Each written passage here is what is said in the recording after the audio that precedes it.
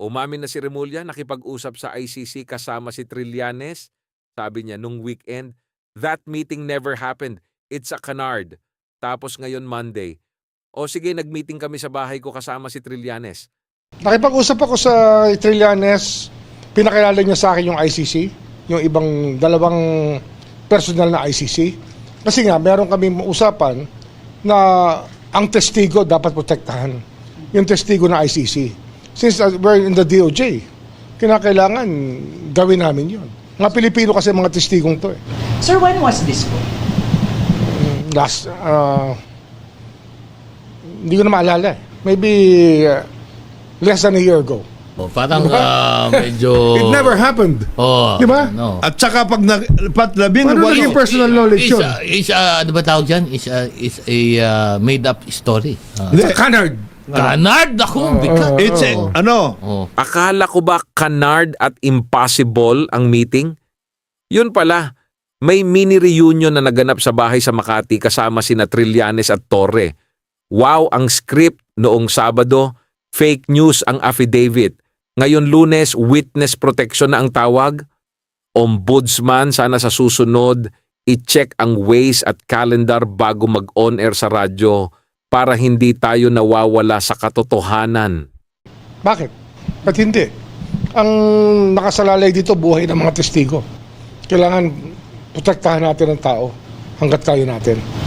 Kasi sir, ang sinabi daw po is hindi na daw po makikipag-ugnayan ang Pilipinas sa ICC. Tagal na yon. Nagbago na lahat eh. Nagbago na lahat. Alam naman natin yan. Sure. We are not members of the ICC, ma'am. So, whatever relationship we have with the ICC is on an arm's length basis if we have to talk to them. But we have never spoken to them. I'm sorry, Secretary, I didn't hear you. Whatever relationship we have It's on an arm's length basis, meaning very transparent if ever. But we have never spoken to them. arm's length. Yes, ma'am. So you have had contact even at No, ma'am. arm's length? We do not have any contact. What we're saying is we are very transparent about what we do, and we have never had any contact with the ICC. So you Throwback tayo sa panahong sinabi ni Remulla na we have never had any contact with the ICC. Hindi daw sila nakikipag-ugnayan sa ICC? Never daw. Pero base sa mga huling ulat, nandoon pala sina Trillanes at Torre sa bahay niya para ipakilala ang mga ICC investigators. Maliwanag na niloko lang tayo sa hearing na ito. Bakit kailangang magsinungaling kung standard procedure lang naman pala ang witness protection? Ang gobyernong ito hindi na marunong mahiya sa pagbaluktot ng katotohanan.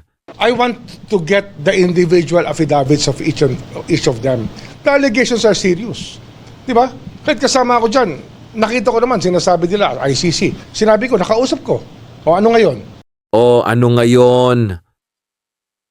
Hindi na sila nahihiya ngayon. Wala na silang pakialam kung mali ba o tama ang ginagawa nila. Dahil ba sa ang mga tao ay hindi makalaban? Hindi na tama ang mga nangyayari na to.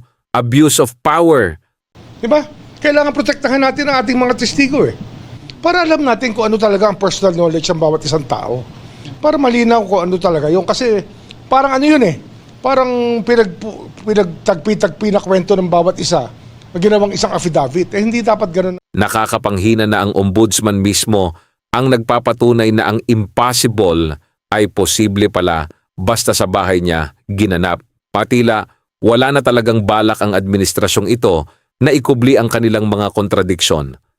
Matapos itanggi ang ICC meeting sa DZRH, ngayon ay aaminin na parang wala lang sabay hirit ng o ano ngayon. Ganito na ba tayo ngayon? Lantaran na ang pagbaluktot sa kwento dahil alam nilang wala namang nananagot? Pindot na sa subscribe button for more updates. Subscribe na para sa mga komentary na may sense. Ibinigay kay Sunny Trillanes ang pondo para sa pag-asikaso sa mga ICC investigators na ito. Dati, ang mga kontrobersya ay pilit na itinatago. Pero sa kaso ni Ombudsman Remulla at ng meeting sa ICC, tila wala nang pakialam ang gobyerno kung mahuli man silang nagsisinungaling. Nakakadismaya na ang isang ombudsman ay magagawa pang mangbash at mangmaliit ng mga dating sundalo sa radyo. Tinatawag silang mga sinungaling para lang mapagtakpan ang sarili. Noong nalaman ng publiko na totoo ang ICC meeting na binanggit sa affidavit ng 18 Marines, naging ano ngayon na lang ang sagot ni Remulla. Yung mga Marines na tinawag niyang sinungaling, sila pa pala ang may hawak ng katotohanan. Bakit kailangang dumaan sa paninira bago umamin? Wala na talagang balak itago ng administrasyong ito ang kanilang mga double standards. Paano pa natin mapagkakatiwalaan ang Office of the Ombudsman kung ang namumuno rito ay mabilis pang mag-bash ng mga testigo kaysa magsabi ng totoo? Ang paninira sa mga Marines ay isang desperadong hakbang para ilihis ang isyu. Ngayong napatunayan na tama sila, ang tanong, ano pa ang ibang totoo sa affidavit na pilit pa ring itinatago? Thanks for watching, guys! Subscribe now for more updates. Lemon Logic PH po. Naglilingkod.